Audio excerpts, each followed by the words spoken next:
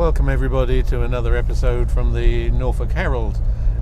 This is a little bit of an unusual one because it's the first time I've ever been out to do a recording with the hood up, and the reason I'm doing that is it's flipping cold out there today, and as much as I enjoy being in the open air, al fresco as we say, there are times when the old bones actually prefer to have a little bit of warmth, and although the Herald heater isn't the best thing you've ever come across, it isn't actually half bad with the roof up at keeping you a little bit snug.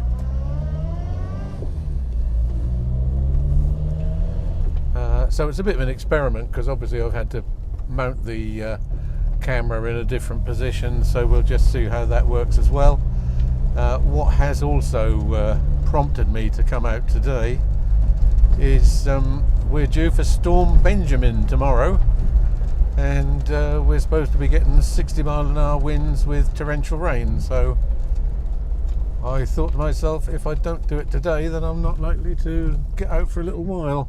And it's been probably 10 days, maybe even 12 days since I've been out before, and as I think I may have mentioned previously, I do like to get out fairly frequently to give her a run, because I'm sure that helps her to run better. I've certainly noticed since I've been using her regularly, the performance has improved. She's a lot smoother.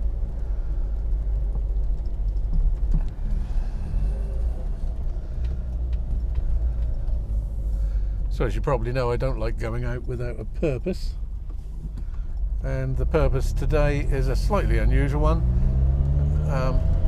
When I first saw what we're going to see, I was amazed, and I expect if you've been past it, you probably have been amazed too the first time you saw it.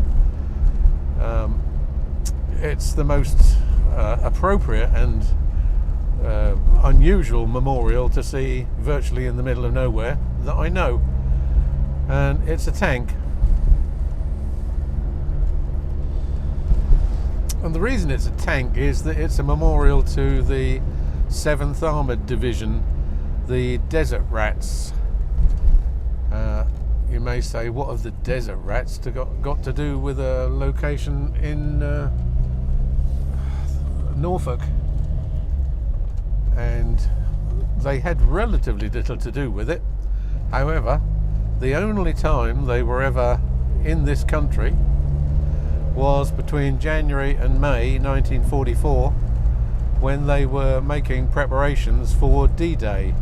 And at that point, the 7th Armoured Division, the Desert Rats, were in High Ash doing training and preparations. And in relatively recent times it was decided to put up a memorial to the fact that they were there. It is also a location that's fairly close to the Stanford battle area, or Stanford training area as we should call it, and a number of airfields that were used in the Second World War, but obviously which don't exist now, and it's just a case of preserving another bit of history and commemorating it.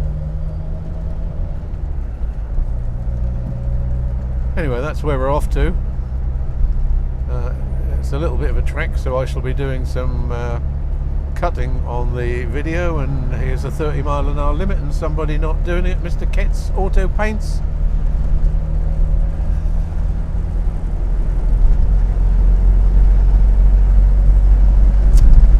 It amazes me how many people don't stick to the speed limit, and you see now that he's overtaken me, he's actually not that far ahead, and I'm only doing about, well, I don't know, 45, 50. I think a lot of people see the Herald and they assume that you're going to be driving at 30 miles an hour and they have to get past you.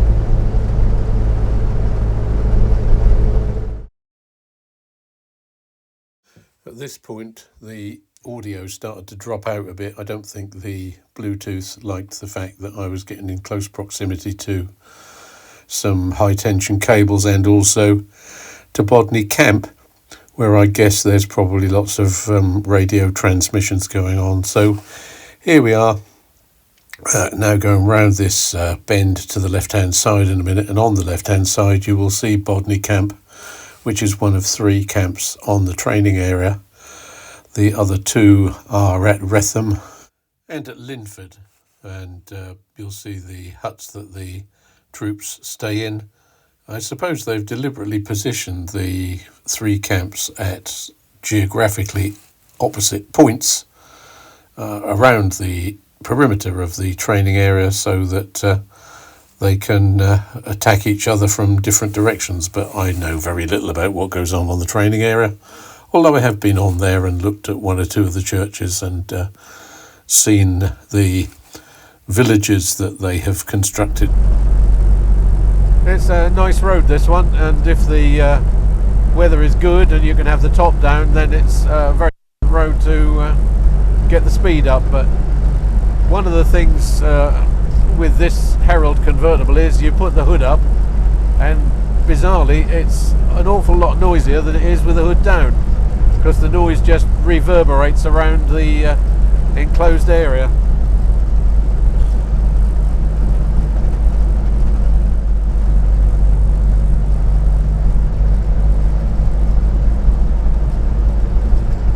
You can see it can't be as cold as I just thought it was, because we've got plenty of flies and other insects on the windscreen. Sorry about that, chaps. It's interesting actually, because I do remember reading, and certainly it's something I thought I'd observed myself, that you get far fewer dead insects on the windscreen and on the front of the car than you used to maybe sort of 30-40 years ago, those of you that are old enough to have been driving then. And it's easy to put that down to the fact that there's that many fewer insects now in the environment, and I'm sure there are fewer insects in the environment, but I wonder whether the sort of car population misleads us a bit, because obviously these cars from 50-60 years ago are much more upright, so the hapless insect, if it happens to come across the front of your car, which is virtually vertical, and ditto your windscreen, it's just going to go splat on it, whereas obviously modern cars are designed to have a very low drag factor, so perhaps your insect is more likely to be pushed up over the top of them. I don't know, just a thought.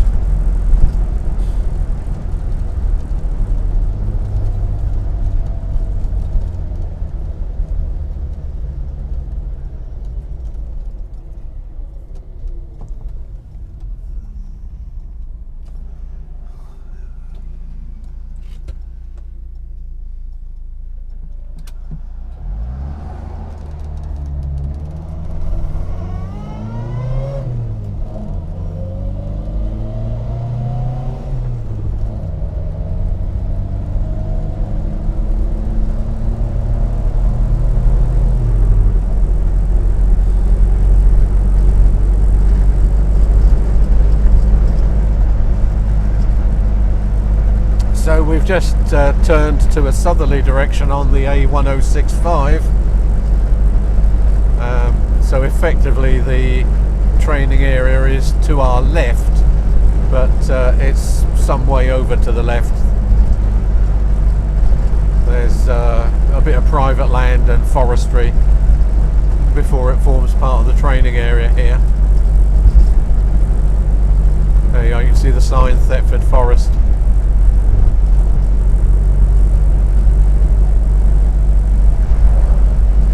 Planted at a time when everybody thought we were going to need pines to grow timber for pit props and that sort of thing, but obviously we don't need them anymore.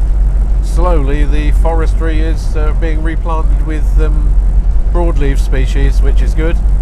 Anyway, what we've come to see, the tank is here to our right.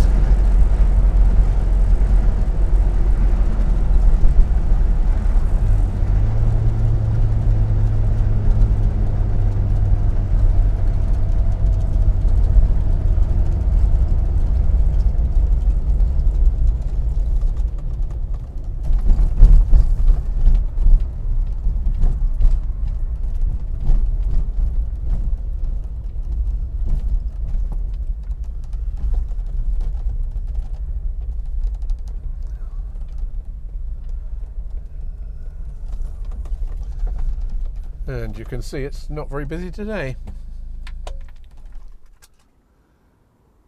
And here she is.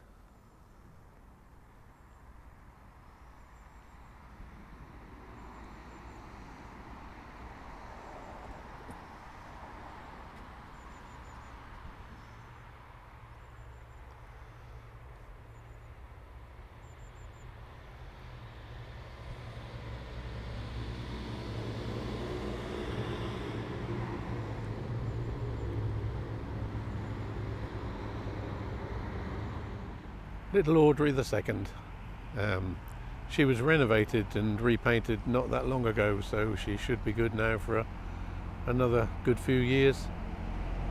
I suppose you might say it's a bit unfortunate she's adjacent such a busy road, but on the other hand, it does mean that people can get to see her, can't they? Even if they don't stop, they can see her and maybe appreciate her and possibly just remember for a while what it was all about. Because in my view, we shouldn't forget. I may be going to say something controversial now, but I have a feeling that we wouldn't have all this activity that we seem to have nowadays with protests and extreme right and extreme left and people just being unhappy with their lot. Think what these people went through. If the people that are now protesting had actually had to live through a war that affected them personally, then they might just appreciate life for what it is and be a little bit more tolerant. But that's just me. So up that lane there is a Desert Rat Trail, and there's also a small museum. I don't know whether it is currently open. I do know that they unfortunately had a burglary there, so you'd need to check on the website. I'll put a link to the website on the video. Well, I'll put it in the comments. An abandoned car there with what looks like a puncture. A car that is definitely never going to be abandoned. So there's the road, and there's little Audrey. Anyway, a short trip out, single thing to look at. Hope you enjoyed it, and if you did, please like and subscribe. I keep saying that, but it does help the channel to grow a bit and get it known to a few more people, and also makes me know that there's a few people out there that are actually listening and enjoying it, and watching, of course. Anyway, I'll be doing some more videos that you'll have to endure, so look forward to them. Bye for now.